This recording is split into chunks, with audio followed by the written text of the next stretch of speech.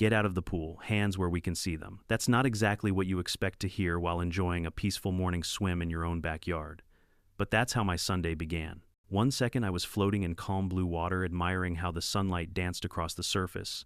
The next I was staring down the barrels of 3 drawn guns. I'm Kyle Brooks, 65, recently retired, and proud owner of what was supposed to be my dream home. My wife Linda had just set down her iced tea when the police stormed through our gate. Sirens still echoed, neighbors peeked over fences, and standing at the center of the chaos, smug as ever, was Piper Cox, our self-appointed HOA president. She was shouting that I was a dangerous trespasser on my own property. Before I tell you how this insanity spiraled out of control, let me know in the comments, where are you watching from and what time is it there? Don't forget to hit subscribe because this story gets unbelievably wild. When Linda and I first pulled into Willow Creek Estates with the moving truck, it felt like the American dream had finally come true. Wide, clean streets, manicured lawns, white fences, and a glistening lake just down the road, everything looked like a postcard. After decades of working long shifts and saving every penny, we'd found a place where we could finally slow down. The house wasn't brand new, but it was solid brick walls, big backyard, a pool that caught the morning sun just right. For 2 people in their 60s, it felt like winning the lottery. We spent the first few weeks unpacking, planting flowers, and meeting a few friendly neighbors, the Parkers across the street, a sweet, retired couple who brought us pie, and the Millers' young parents, with 2 toddlers who loved throwing balls over our fence by accident. Everyone seemed welcoming. Everyone, except one. Across the street stood Piper Cox, the kind of woman who made HOA president sound like a military rank.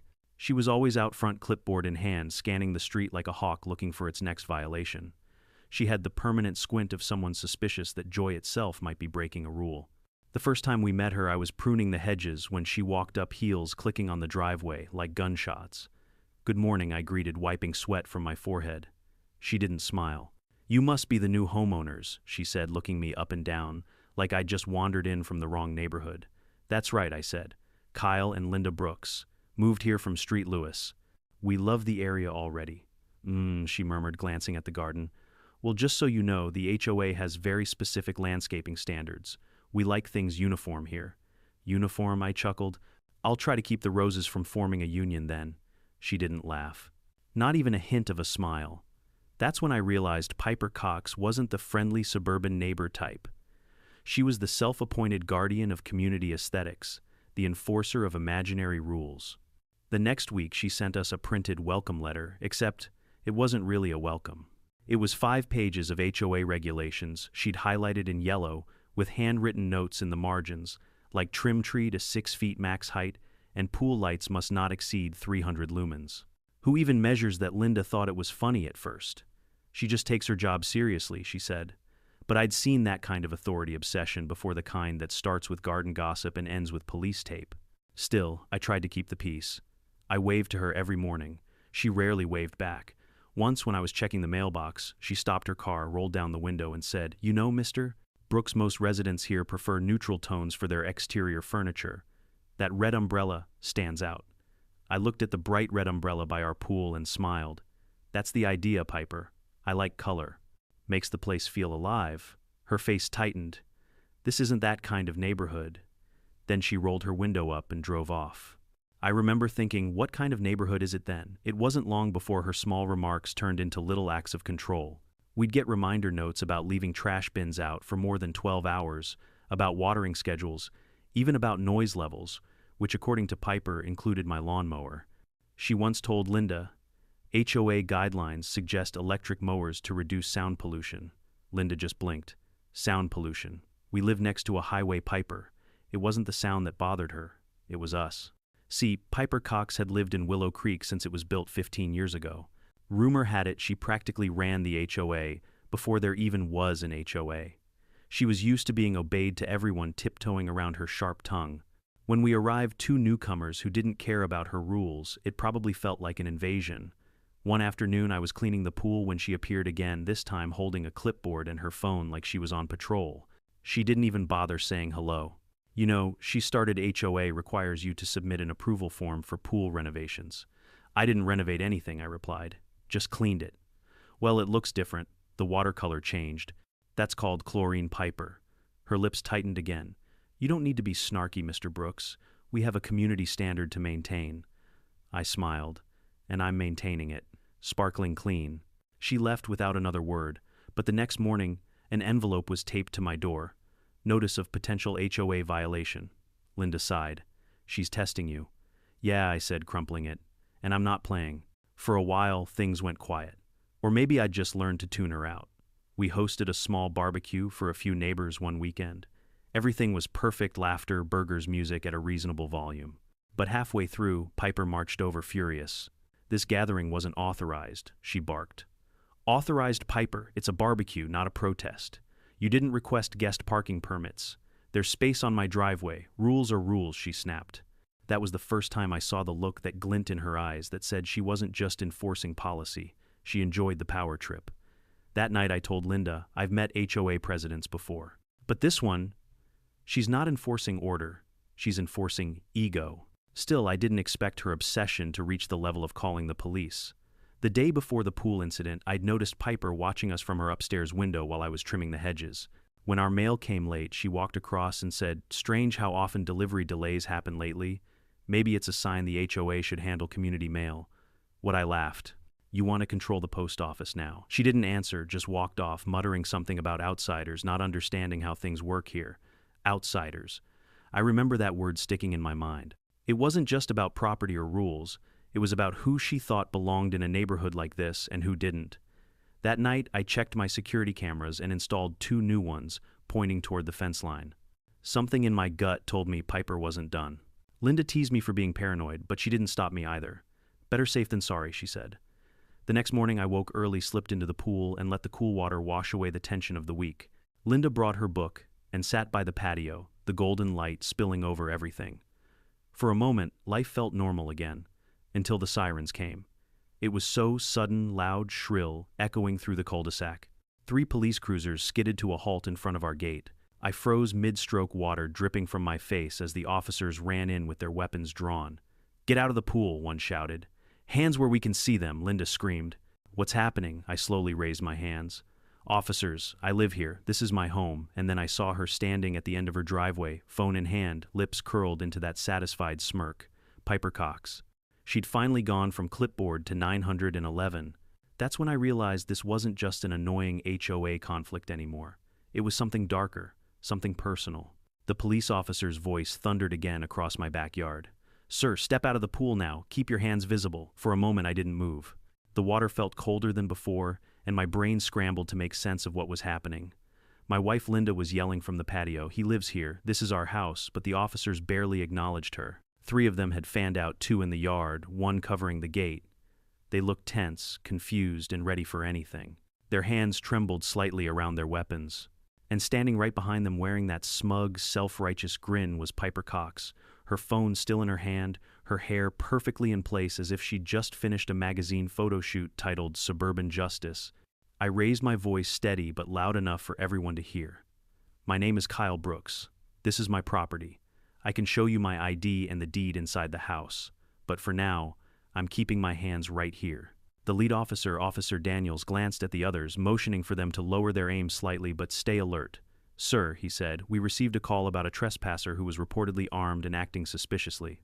Armed I scoffed, gesturing at my soaked swim trunks. "Unless my floaties are considered weapons, I think someone's pulling your leg." One of the younger officers, Reyes, blinked awkwardly. I could tell he was already piecing things together. Piper, however, wasn't done with her performance. She stepped forward, voice shrill and theatrical. "That's him. He's been using the pool all morning." "I told you, officers, he doesn't belong here, ma'am," Daniels said patiently. "Do you have proof that this man isn't the homeowner?" Her jaw tightened. "Proof. Look at him." You could feel the entire yard freeze. Even Officer Daniels' expression changed, a mixture of disbelief and irritation. He knew exactly what kind of call this was now. I sighed. "Officer, if you'd follow me to the porch, I can grab my ID and the deed. You'll also see our mail with my name and our security cameras, which recorded me unlocking the back gate this morning." Daniels nodded. "All right, Mr. Brooks. Slow movements, please." As I walked out of the pool, dripping wet, Piper kept shouting nonsense behind me. "He's lying. I saw him jump the fence last week. This house was on the market not long ago. He must have broken in after the sale." Linda stormed forward, trembling but furious. "Piper, that's enough. You've seen us here every day since we moved in." But Piper just folded her arms, her nose lifted in defiance. HOA records don't show a transfer yet, until I see official documentation he's trespassing. We reach the porch, and I handed Officer Daniels my wallet and the thick folder with our purchase papers.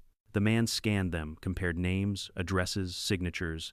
Then quietly, he sighed and handed everything back. "All right, Mr. Brooks," he said. "You're good. I apologize for the disturbance. We'll clear out." Piper's mouth fell open. "Wait, what? You're just going to let him go?" Daniel's tone hardened. "Ma'am, this man owns this property. You need to return to your home immediately." Her face flushed red. "You don't understand. He's dangerous." "People like him," Ma'am Daniels interrupted. "You are dangerously close to committing a false report. Do you understand what that means?" I'll never forget the silence that followed. You could hear the soft buzz of cicadas, the water trickling in the pool filter, and Piper's ego deflating like a balloon with a slow leak. She turned sharply, muttering something under her breath, and stormed off toward her house. But even as she disappeared behind her gate, I could feel her gaze burning through the hedges. When the police cars finally left, Linda came to me shaking slightly. "Kyle, that could have gone so wrong," she whispered. "I know," I said quietly, looking at the fading tire marks in the driveway. All because of her paranoia, or worse. That night, neither of us slept much. Every sound outside made Linda jump. I kept replaying the moment those guns were aimed at me. I'd seen that look before, the split second, where fear mixes with authority and bad things happen. We were lucky, very lucky. The next morning, I decided to check the security footage. Sure enough, Piper had been pacing her backyard for nearly half an hour before the cops arrived. She was on the phone the entire time, gesturing angrily toward our house. She'd even zoomed in with her phone camera, filming me swimming, as if collecting evidence. I saved the clip, labeled it "Insurance," "Paranoid Neighbor," and backed it up in 2 drives. I didn't want to believe she'd escalate again, but something told me that woman wasn't done. Over the next few days, she tried to act like nothing happened, but her version of normal was a tight-lipped scowl and fake politeness. She left sticky notes on our mailbox that said, "HOA reminder, pool safety inspections required annually." She even sent an email from the HOA board warning that property violations may result in penalties. Funny thing is, when I checked with the actual HOA office, they told me there was no President Piper Cox. She wasn't even officially part of the board anymore. She'd been voted out 2 years ago after some misunderstandings. Linda and I just looked at each other and laughed in disbelief. "So she's just pretending to be in charge," Linda said. "Apparently so," I replied. "Queen without a kingdom." But I knew better than to underestimate someone like Piper. People who lose power often get desperate to feel it again. 2 weeks later, I caught her taking pictures of our backyard fence. I walked over calmly. "Morning, Piper. Can I help you with something?" She startled, then tried to recover her composure. "Routine documentation. HOA perimeter survey. Didn't know we were surveying fences now." "Well, we have to ensure property boundaries are respected." I smirked. "You mean the boundaries you crossed when you called the cops on me?" Her eyes narrowed. "You think this is over, Mr. Brooks. I think it should have never started." I turned and walked away before she could answer. That night, Linda said, "She's obsessed with you, Kyle. You need to be careful." "I'm more worried about her obsession with authority," I said. "People like her, they can't stand being ignored." I was right. 2 mornings later, while watering the garden, I found a letter taped to our door. No envelope, just a handwritten note in blocky, angry letters. "You might have fooled the police, but you don't belong here. HOA will take care of it." Linda wanted to call the cops immediately, but I told her to wait. Let's see how far she's willing to go. I'm documenting everything. I added more cameras around the fence line, hidden ones this time. For a brief while, she vanished again, as if retreating to plan her next move. The neighborhood went quiet, almost too quiet. Then one Sunday afternoon, as Linda and I hosted our daughter and grandkids for lunch by the pool, I caught movement near the hedge, a flash of blonde hair, the glint of something metallic. "Linda," I said softly, "take the kids inside." "What is it? Just do it." As they hurried in, I saw Piper retreating behind her fence. That night, I couldn't shake the feeling she was gearing up for something bigger, something dangerous. And I was right, because the next Sunday, she didn't just peek over the fence, she climbed it, with a gun. For a short while after that terrifying pool incident, the neighborhood seemed calm again. Too calm, like the uneasy silence after a thunderstorm when you can still smell rain in the air, but no, the lightning isn't done yet. I told myself Piper Cox had learned her lesson. Maybe the embarrassment of being corrected by the police in front of the entire cul-de-sac would make her finally back off. But if there's one thing I've learned about people who crave power, especially the suburban kind, it's that they don't retreat quietly. They regroup. 2 days later, I woke to find a yellow envelope tucked under my door. The heading in bold: HOA violation notice. Urgent. The problem, according to the letter, my backyard lighting was non-compliant with HOA aesthetic standards. I couldn't help but laugh. My backyard lighting consisted of 4 solar lamps bought from Home Depot that barely lit the bushes. Linda sighed as she read it. "She's at it again," she murmured. "You should ignore her." "Can't," I said, holding the letter up. This one's actually signed by her acting HOA president, P. Cox, acting president of what her imagination. That became a running joke between Linda and me. We called her President Piper of the Republic of Paranoia. Still, something about that fake official letter rubbed me the wrong way. It wasn't just annoyance anymore, it was the deliberate attempt to intimidate. She was using the HOA name to create fear, to make us feel like outsiders in our own home. The next morning, when I went to get the mail, she was already outside pretending to water her plants. She looked up and gave me the kind of smile that didn't reach her eyes. "Morning, Mr. Brooks," she called out sweetly. "I hope you got my note. We're trying to keep the neighborhood uniform. Wouldn't want to drag property values down, you understand." I gave her a long, calm look. "You mean your property values, Piper?" Her smile thinned. "The HOA has standards." "Right," I said, "and you have issues." Her face twisted, and for a moment I thought she might throw the watering can at me. Instead, she spun around and stormed back inside. Linda scolded me gently later. "You shouldn't provoke her." "I didn't provoke her," I said. "I just stopped pretending she makes the rules. That's what she can't handle," Linda replied. She was right. Over the next week, Piper began her campaign of passive-aggressive warfare. She started photographing our front yard every morning. I caught her crouching near the mailbox, once snapping pictures of the grass, muttering something about height variance. Another time, she walked down the sidewalk holding a measuring tape, pretending to check driveway widths. The neighbors noticed too. One afternoon, my friend Tom Parker, the old man across the street who liked tinkering with his boat, came over shaking his head. "She's been walking around with that clipboard all week," he said. "Told me my bird bath was a visual obstruction.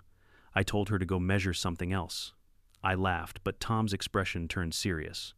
"Careful, Kyle. She's been like this before. There was a family a few years ago, mixed couple, she drove them out.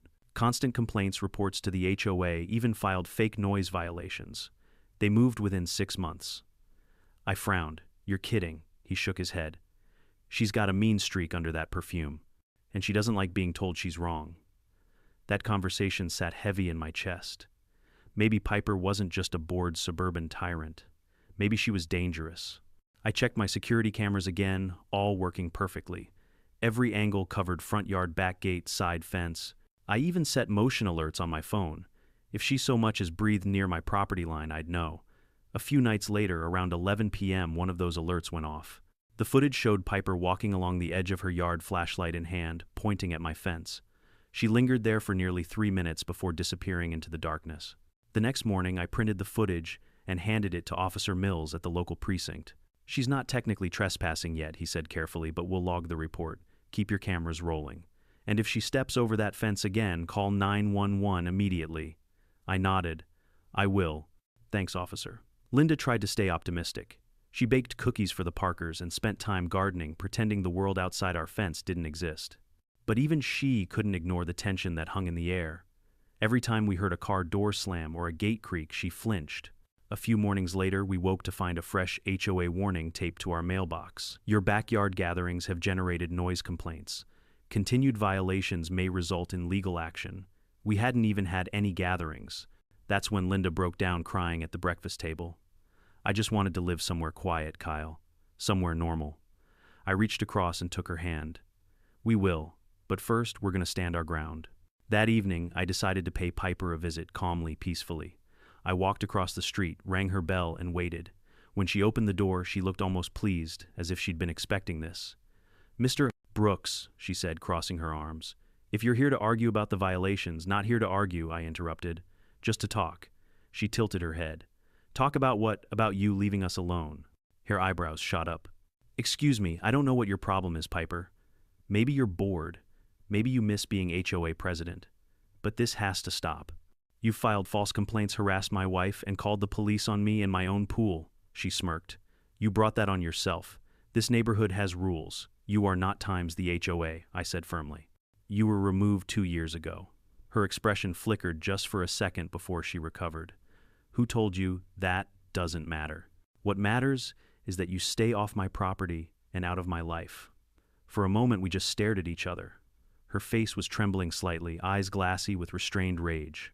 You think you can talk to me like that? You don't belong here, Brooks. People like you never do. She slammed the door in my face. I walked back home, hands shaking, jaw tight. That line, people like you, hit deeper than I expected. I'd faced prejudice before, but there was something particularly venomous about hearing it in a place you've paid for with your life's work.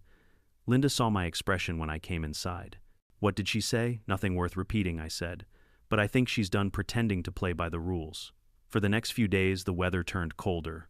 The sky stayed gray, wind rustling through the trees like whispers. Piper didn't show her face much. Maybe she was licking her wounds or plotting. Then, one Saturday afternoon, a small package arrived at our door.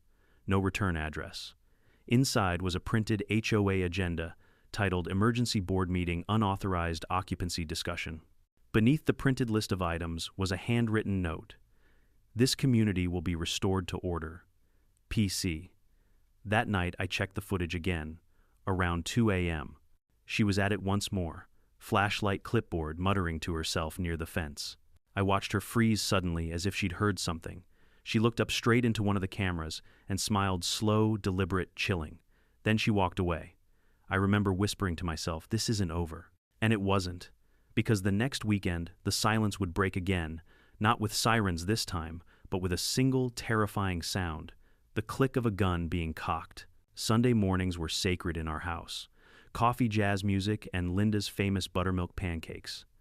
After the chaos of the last few weeks, we finally had our daughter Samantha and her 2 little boys over for brunch. The sun was warm, the air smelled like maple syrup and cut grass, and for a moment, it felt like we were living a normal life again. The backyard shimmered in golden light. The boys chased each other with water guns around the pool. Linda set the table under the patio umbrella, and Sam was helping me grill. I remember thinking how peaceful everything looked, how maybe, just maybe, the storm had passed. Then came the voice. You people never learn. The sound cut through the laughter like a blade. Everyone froze. I turned toward the fence, and there she was. Piper Cox. But this time she wasn't holding a clipboard. She was holding a gun. The glint of sunlight off the steel barrel made my blood run cold. She stood on her side of the fence, at first face red hand shaking slightly. I warned you, I told you this neighborhood had standards, Piper, I said calmly, stepping between her and my family. Put that down. Don't tell me what to do on my street, she barked. You think you can just take over. You think you can ignore the rules. Mom, the kids, Samantha's voice cracked behind me. Inside. Now, I said quietly, not taking my eyes off Piper. Linda gathered the boys, ushering them through the sliding door. My heartbeat was so loud I could barely hear anything else. Piper's finger twitched near the trigger. I've called the police again, she shouted. Told them there's an armed intruder in the neighborhood. You won't talk your way out this time. I took a slow breath. Piper, you're pointing a gun at your neighbor. You're the one breaking the law now. Don't you dare lecture me, she screamed. This property doesn't even belong to you. The HOA never approved this sale. It's fraud. She climbed over the fence, actually climbed it, gripping the wood panels like a woman possessed. Her heel snapped, but she didn't care. She landed on our grass gun, still in hand, eyes wild. Linda gasped from behind the glass door. Sam was on the phone already, whispering to 911. I raised both hands slowly, palms out. All right, Piper. You've made your point. Everyone hears you. Now just put the gun down. She laughed a dry, bitter laugh that sent shivers down my spine. You think you can threaten me? I own this place. The HOA will take it back once they see what kind of people moved in. I'm not threatening you, I said softly, but I am warning you. Cameras are rolling. Everything you're doing right now is being recorded. That made her falter for a second. Her eyes darted toward the security camera above the patio. But then she raised the gun higher, pointing it straight at my chest. You're bluffing. Try me. Seconds felt like hours. The gun trembled in her hand. I could see the sweat on her forehead, the panic starting to eat through the rage. She wasn't thinking clearly, she was spiraling. Then the sirens started again. 3 police cruisers screeched into the cul-de-sac, the same ones as last time, like déjà vu, only now it was far more dangerous. Piper turned toward the sound, startled. The barrel wavered. I took a careful step forward, voice steady. It's over, Piper. Put it down. She whipped back toward me, finger tightening on the trigger. My stomach turned to ice. "Piper drop," the weapon shouted Officer Daniels as he sprinted through the gate. Behind him, Reyes and another officer raised their weapons. "Do it now." For one terrifying second, she didn't move. Then she shrieked, "He's trespassing, he's got a gun too," and pointed toward me. The officers froze their training, kicking in, but this time Daniels didn't fall for it. "Ma'am," he said sternly, "we've been here before. Lower your weapon now." She hesitated, trembling, then screamed again, "You don't understand. He's lying. He's dangerous." I spoke up, calm and clear. "Check the camera on the patio. Everything's recorded." "She broke into our property." Reyes moved around to the side, edging closer. "Ma'am, please don't make this worse." Her grip loosened. The gun sagged slightly. Then, as if realizing she was losing control, Piper's face twisted into fury again. "You people always get away with everything." "Not this time," I heard Linda gasp behind me. Reyes lunged forward. The gun went off a single deafening bang that echoed through the neighborhood. My ears rang. Birds exploded out of the nearby trees. The bullet hit the ground 2 feet in front of me, kicking up dirt and bits of grass. Piper screamed as Reyes tackled her to the ground. The gun skidded across the lawn. Daniels and the other officer rushed in, restraining her as she thrashed and shouted, "This isn't over, you'll regret this. I'm the real homeowner. He stole it from me." Daniels barked, "Ma'am, you are under arrest for trespassing, unlawful possession of a firearm, and assault with a deadly weapon." As they cuffed her, she kept shrieking wild, incoherent things about community integrity and protecting the neighborhood. Linda ran out, tears in her eyes, and wrapped her arms around me. "Are you hurt?" "I'm fine," I said, voice shaking. "But I think she just ruined her life." Daniels approached, his tone softer now. "Mr. Brooks, Mrs. Brooks, I'm sorry you had to go through this again. We'll need to take your statement and the footage." "You'll have it," I said. "Every second's on camera." They led Piper away, still shouting, as the cuffs clicked tighter. "You'll see. They'll believe me. I am the HOA." The whole street watched from their porches, some filming, some whispering. For the first time, the mighty Piper Cox looked small, powerless, pathetic. After the cruisers pulled away, Officer Reyes lingered a moment. "You handled that incredibly well, Mr. Brooks," he said. "If you hadn't stayed calm, that could have gone differently." "I've lived long enough to know that anger only adds fuel," I replied. "Better to let the truth burn on its own." He nodded, gave a tight smile, and left. When the yard finally emptied, silence filled the space again. The smell of gunpowder still lingered faintly in the air. A small hole in the lawn marked where the bullet had hit, a reminder of how close chaos had come. Linda stared at it quietly. "She could have killed you, Kyle." "Yeah," I said, wrapping an arm around her shoulder. "But she didn't." That night, after the kids went home and the adrenaline wore off, I sat by the pool looking at the rippling water. The reflections shimmered like ghosts. I replayed everything in my head, the rage in her eyes, the disbelief, the madness. What drives someone to that edge? Was it hate, control, fear of losing power, maybe all of the above? The next morning, reporters showed up at the gate.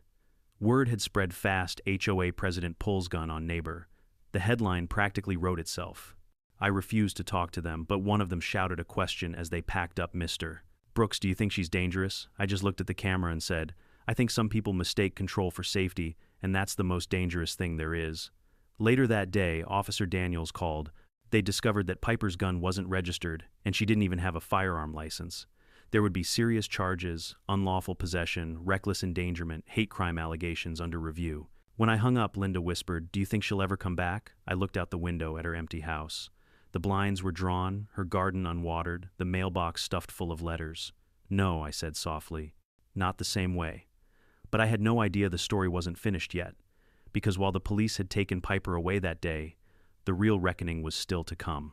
2 days after the shooting, the sound of silence around Willow Creek Estates was deafening. No lawnmowers, no kids riding bikes, not even the faint hum of sprinklers. It was as if the entire neighborhood was holding its breath, waiting to see what would happen next. Linda and I spent that Monday morning replaying everything on the living room TV, not out of curiosity but necessity. The police had already taken copies, but I wanted to understand it myself, every second, every angle. The security cameras had caught everything. At 10:14 a.m., you could see Piper pacing in her yard gun, already in her hand. She looked like a storm, barely contained in a human body, muttering, checking her phone, then glancing over at our fence as if building up courage to do something unthinkable. At 10:16, she climbed. The footage from the side camera caught her heel, snapping her stumble, and the way she raised that gun with both hands. You could even see the expression on her face. Not fear, not confusion, conviction. She really believed she was in the right. Linda couldn't watch anymore. She turned away, tears pooling in her eyes.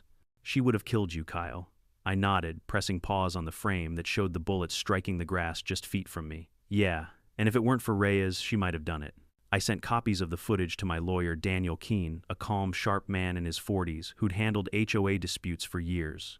When he called later, his tone was grim. This isn't just harassment anymore, Mr. Brooks, he said. This is aggravated assault with a deadly weapon. And based on what I've reviewed, there's a clear racial component. We're filing this as a hate crime. I exhaled slowly. I'm not after revenge, Daniel. I just want it to stop, and it will, he assured. But you need to see this through. For your safety and everyone else's. That afternoon, the police returned for follow-up statements. Officer Daniels came in, first hat in hand, expression weary. Mr. Brooks, Mrs. Brooks, we owe you an apology, he said sincerely. We should have recognized how serious her behavior was the first time. It's not on you, I said. You handled it when it counted. Daniels nodded. Still, it bothers me. You two were just trying to live your lives, and she decided she was judge, jury, and executioner. We've dealt with her before, but nothing like this. Reyes joined him, setting down a tablet. We ran her firearm serial number, he said. It's unregistered. Not only that, the gun's been linked to a prior domestic complaint from 6 years ago. Her husband Greg reported she'd threatened him during an argument, but the case was dropped. Linda looked stunned. So this wasn't the first time Reyes shook his head. No, ma'am. Seems like it was only a matter of time. Greg Cox had disappeared since the arrest. His car was gone, mailbox overflowing, blinds drawn tight. Some neighbors whispered he'd left town for good. By Wednesday, the police wrapped up their investigation, and the district attorney's office announced that Piper was being charged with aggravated assault with a deadly weapon, criminal trespassing, filing a false police report unlawful, possession of a firearm. And under review, hate crime enhancement, the news spread faster than a wildfire. Within hours, local stations had the headline plastered everywhere: HOA president pulls gun on neighbor in dispute over pool and tire incident caught on camera. My phone wouldn't stop buzzing. Friends, reporters, even strangers reached out. One message read, "Thank you for standing your ground. People like her need to be held accountable." Another simply said, "That could have been me." It hit me then this wasn't just my story anymore. It was something bigger: how power, prejudice, and paranoia can turn a neighborhood into a battlefield. That night, Linda and I sat by the pool again. The same water that had nearly become my grave now shimmered peacefully under the porch lights. She's probably sitting in a cell right now, Linda said quietly. Do you think she understands what she did? I shook my head. People like Piper never think they're wrong. She'll convince herself she was protecting something, her status, her street, maybe even her pride, but not the truth. A few days later, we received a call from Officer Daniels. She's insisting on pressing charges against you, Mr. Brooks, he said, half laughing. Claims you threatened her with surveillance equipment. I'm not kidding. I couldn't help but chuckle. Threatened her with a camera, what I do, blind her with 4K resolution, Daniels laughed softly. Don't worry. The DA's already dismissed it. She's in deep. But deep wasn't the word for it, she was sinking. At the preliminary hearing, the courtroom was tense. Piper looked smaller now, sitting behind the defense table in a gray blazer and handcuffs. The confidence that once defined her was gone. Her lawyer tried to argue mental distress, claiming she'd acted out of fear due to recent break-ins in the neighborhood. When it was my turn to testify, I kept my tone even. She didn't act out of fear, I said. She acted out of hate and entitlement. She thought she could decide who belonged. Then the prosecutor played the footage. The entire room fell silent except for Piper's voice screaming, "This property doesn't belong to you, Judge Thompson." A tall man with a calm but commanding presence leaned forward. "Mrs.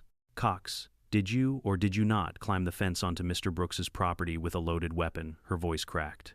"I was protecting my community." The judge's tone sharpened.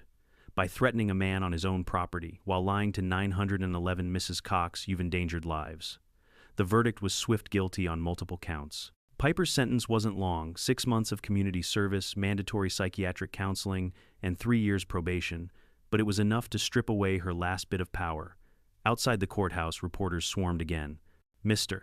Brooks, how do you feel about the sentence?" I looked straight into the camera. Justice isn't about punishment, it's about prevention.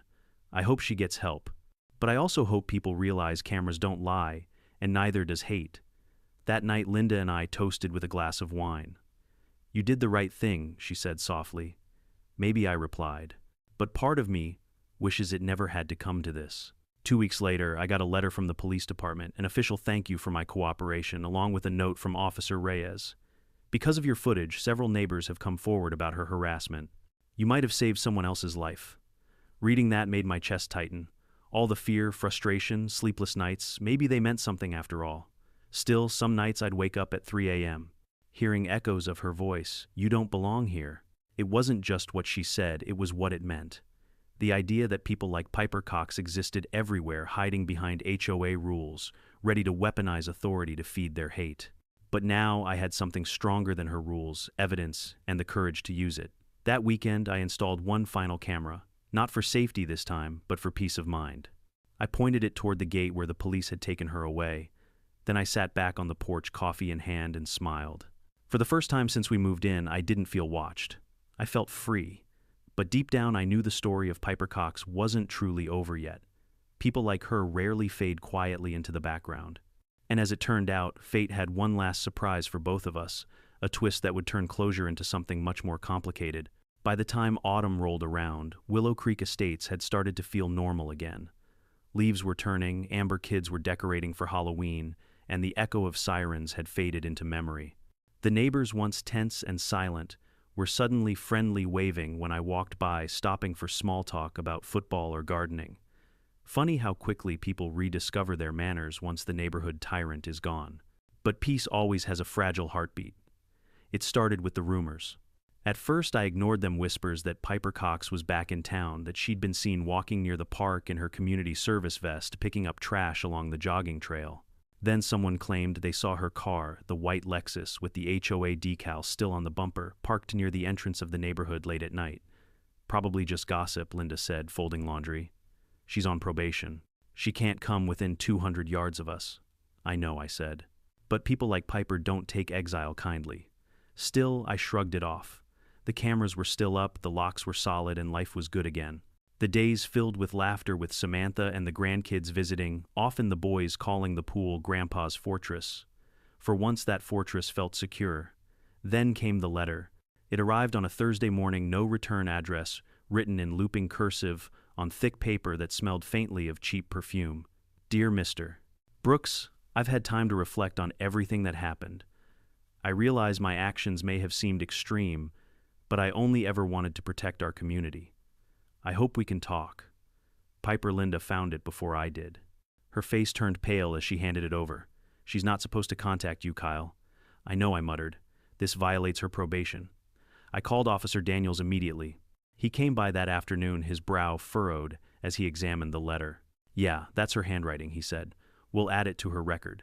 Could be nothing, but we'll make sure she's reminded of the court order. Reminded, I repeated. Daniels, she aimed a gun at me. A reminder doesn't sound strong enough. He gave a weary smile. I get it. But the system works in steps. The important thing is, she's being watched. Still that night I couldn't sleep. The wind rattled the windows, the security lights flickered as leaves drifted across the sensors, and every creak in the house sounded like footsteps. The next morning I walked to the mailbox and froze. Taped to the metal door was another note written in the same sharp cursive. Your cameras can't see everything. That was it. No name, no signature, but I didn't need one. My stomach twisted. I scanned the street, half expecting to see her watching from somewhere.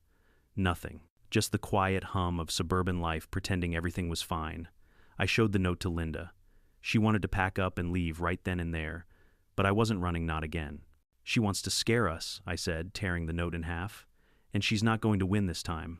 That weekend, I invited Tom Parker and 2 other neighbors over. We talked about forming an informal neighborhood watch, not an official HOA thing, just a group of people who actually cared about safety. Tom, always blunt, said, "It's funny, isn't it? Took a gun and a court case for folks to realize the HOA was never keeping us safe." Yeah, I said, control and safety aren't the same thing.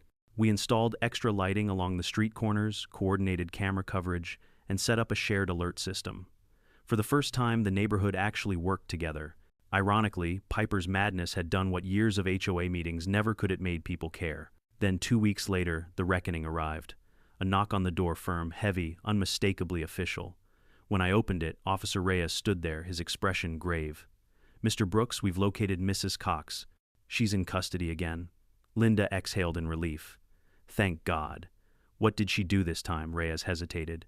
We found her parked near the gated entrance of Willow Creek after midnight. She claimed she was checking on her property. When officers approached, they discovered another firearm in her glove compartment. I blinked. You're kidding. No, sir. This one was legally registered to her husband, Greg. He told us she stole it from him. Linda shook her head, voice trembling. That poor man. Reyes sighed. We think she'd been living out of her car the past few weeks, driving around at night watching houses. She had printed photos of several properties in her back seat, yours included. That hit like a punch to the chest. So she was planning something, we don't know yet, Reyes said. But the DA is adding stalking charges. Given her previous record, she's likely facing jail time now, not just community service. When he left, Linda sank onto the couch, tears in her eyes. I just don't understand, Kyle. How do you get from enforcing lawn rules to this? I sat beside her, staring out the window at the shimmering pool. Some people mistake power for purpose. When you take it away, they don't know who they are anymore. Over the next few days, the story made local headlines again. HOA woman arrested again, accused of stalking former neighbor. The news crew returned to our street, but I refused to comment this time. The world didn't need more spectacle. Still, I attended her sentencing, not out of revenge, but out of closure. In the courtroom, Piper looked older. The arrogance was gone, her eyes were hollow. Greg sat in the back, hands clasped, not meeting her gaze. When the judge asked if she wanted to speak, she stood slowly, voice trembling. I was trying to protect something, she said. All my life, I've built order, I just wanted people to follow it. But somewhere along the way, I lost track of what I was protecting. Judge Thompson leaned forward. You weren't protecting Mrs. Cox. You were persecuting. Her sentence came swift and final, 18 months in county jail, 5 years probation, mandatory psychiatric treatment. The courtroom buzzed with quiet murmurs as deputies led her away. She turned once, meeting my eyes briefly, and for the first time I didn't see anger there. I saw fear, maybe even regret. Afterward, Greg approached me outside. His voice was low, shaky. Mr. Brooks, I'm sorry for everything. I tried to stop her. She wasn't always like that. I believe you, I said. I hope she gets the help she needs. He nodded slowly, eyes glistening, before walking away down the courthouse steps. When I got home that evening, Linda had dinner ready, roast chicken, mashed potatoes, her comfort meal of choice. As we ate, she asked, Do you think it's really over now? I looked at the flickering candlelight, then out the window toward Piper's dark, empty house. Maybe for us, I said, but for her, I think it's just beginning. Weeks passed, and life returned to something resembling peace. The HOA finally replaced Piper with a new president, a quiet woman named Marcy Bennett, who preferred book clubs to bylaws. She stopped by one afternoon with a basket of muffins and a genuine smile. We just want everyone to get along again, she said. For the first time, I believed it might actually be possible. But there was one moment that stuck with me. A few days after the sentencing, I was pruning the roses by the front walk when a delivery van stopped by the curb. The driver handed me a small box with no sender listed. Inside was a folded piece of paper. Thank you for telling the truth. I'm sorry. PC. There was no address, no signature beyond the initials. Just that short message. Linda wanted to throw it away, but I tucked it into the back of my desk drawer instead. Not as a keepsake, but as a reminder that even in the ugliest storms, people are capable of realizing what they've done. That night I poured a drink, went outside and sat by the pool again. The reflection of the stars danced on the water's surface, calm and unbroken. It felt like the first real peace I'd had in years. Justice hadn't just punished the problem, it had restored something deeper, the idea that even when madness takes root in the quietest neighborhoods, truth can still bloom louder than fear. Winter crept into Willow Creek Estates. Like a slow exhale, the air crisp, the lawns pale, and the neighborhood finally quiet. No more shouting across fences, no fake violation slips, no flashing police lights in the cul-de-sac. For the first time since Linda and I had moved in, our mornings were truly silent, peaceful, real. It took a while to believe it wasn't just the calm before another storm. For months, I still found myself checking the cameras every night before bed, scanning every shadow like a man haunted by ghosts that refused to leave. But as the days passed and nothing happened, those ghosts began to fade. One Saturday morning, Linda and I decided to take a walk around the neighborhood. The sun had just risen, painting everything in warm gold, and a light frost sparkled on the grass. We passed Piper's old house, now sold to a young couple with a baby on the way. The new owners had repainted it pale blue, planted sunflowers along the walkway, and replaced her infamous HOA president sign with a cheerful wreath that said, Welcome, friends, Linda smiled. Can you believe that used to be her kingdom? I chuckled. Yeah, hard to picture now. Feels like a different lifetime. And maybe it was. Most of the neighbors had returned to normal life. The Parkers still brought pie, the Miller's kids still lost their soccer balls in our yard, and even the HOA had turned human again. Marcy Bennett, the new president, was everything Piper wasn't: calm, compassionate, and reasonable. She organized a small holiday gathering that December, complete with cocoa Christmas lights and 0 lectures about property codes. During the event, she pulled me aside and said, "Kyle, I just wanted to thank you. I know what you went through wasn't fair, but because of you, the community's better now. People talk to each other again." I smiled. "That's kind of you, Marcy. I just told the truth." She shook her head. "You did more than that. You showed everyone what accountability looks like." Her words lingered with me, but deep down there was still a part of me that wondered about Piper, whether she was still behind bars, whether she was getting the help she clearly needed. I didn't hate her, not anymore. Hate is heavy, and I'd carried it long enough. What I felt now was pity. Then one cold afternoon in late February, something unexpected arrived in the mail. A formal envelope stamped with the County Department of Corrections seal. Inside was a short letter, typed neatly, but with a faint signature scrawled at the bottom. "Mr. Brooks, I don't expect forgiveness, but I wanted to say thank you for not seeking vengeance. I've spent the last few months realizing that I built my identity on control, not community. You didn't just expose my actions, you forced me to see myself. I've started therapy. For what it's worth, I'm sorry. Piper Cox." I stared at the letter for a long time, unsure what to feel. Relief, vindication, sadness. Maybe a strange mix of all three. I handed it to Linda, who read it quietly, before saying, "Maybe that's the closest thing to peace you'll ever get from her." "Maybe," I said softly, folding it carefully and placing it in the same drawer where I'd kept her last note. That night, as snow began to fall outside, I poured 2 mugs of hot cocoa and joined Linda on the porch. The world looked softer under the white, forgiving even. "You ever think we were meant to move here?" she asked suddenly. "Like this house, all this chaos? Maybe it had a purpose?" I looked at her and smiled. "You mean, was I destined to become the neighborhood's accidental activist?" She laughed. "Something like that." I thought about it. About how one stubborn man and one broken woman had somehow dragged a quiet community out of its complacency.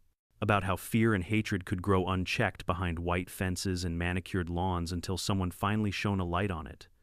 "Maybe you're right," I said. "Maybe this was supposed to happen. Maybe it was never about her or me. Maybe it was about everyone watching, realizing that silence lets people like her win." Linda rested her head on my shoulder. The snow kept falling, and for the first time in months, I felt completely at ease. A few weeks later, I ran into Officer Reyes at the grocery store. He looked more relaxed than the last time I'd seen him, younger somehow. "Mr. Brooks," he said, shaking my hand. "How's retired life treating you now that you're not dodging bullets in your own backyard?" I laughed. "It's a lot quieter thanks to you guys." He grinned. "You know, Piper's due for release in the spring. She's under strict supervision, can't come anywhere near this area. But word is, she's doing well in therapy. Maybe she'll finally learn what community means." "Let's hope so," I said, though I think this place learned it before she did.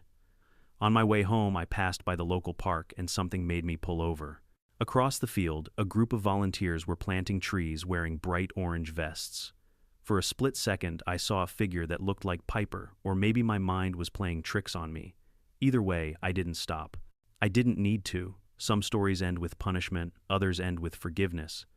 But this one, I realized, ended with balance. That evening, as the sun dipped low over the neighborhood, I walked out to the pool, the same pool that had once been the epicenter of chaos. The water was still reflecting the pink-orange sky like glass. I dipped my hand and letting the cold ripple outward. Everything felt full circle. Linda joined me, wrapping her arm around my waist. "You know," she said, "this pool nearly got you killed." I smiled. "And now it's just water again. That's the funny thing about peace. It always looks ordinary when it's real." She rested her head on my shoulder. "So what now, Mr. Brooks?" "Now," I said, gazing across the quiet street. "Now I just live. And maybe if we're lucky, we make sure no one ever lets another HOA queen turn power into poison again." We stood there until the sun disappeared, our reflections fading into the water's dark surface. The house behind us glowed with warmth, laughter, and light, everything we'd fought to protect. Life in a neighborhood or anywhere isn't about rules, lawns, or property lines. It's about respect. about knowing that a community only works when people see each other as equals, not enemies. Piper Cox thought power would earn her respect. But real respect isn't forced. It's earned through kindness, fairness, and humility. If this story taught me anything, it's that silence in the face of injustice is its own kind of crime. Sometimes standing your ground doesn't mean fighting with fists or fury. It means staying calm, collecting truth, and trusting that light always exposes darkness. So wherever you're watching from, tell me, have you ever dealt with a Piper in your life? Someone who tried to control what wasn't theirs? Drop your story in the comments below. And don't forget to subscribe, because the next story might just prove again that karma never skips a fence.